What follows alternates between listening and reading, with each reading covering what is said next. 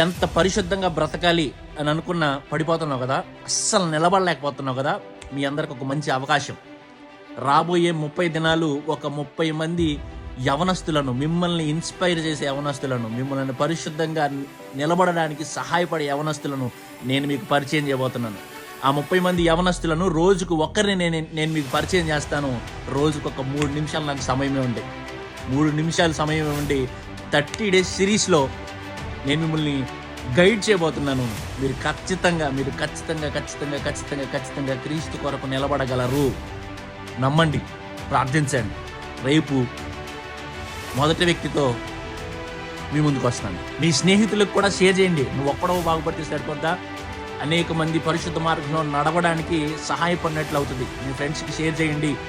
నేను మీకు స్పిరిచువల్గా మెంటర్గా ఉండాలి అనుకుంటే కామెంట్ సెక్షన్లో కామెంట్ చేయండి. నేను ఖచ్చితంగా మిమ్మల్ని గైడ్ చేస్తాను.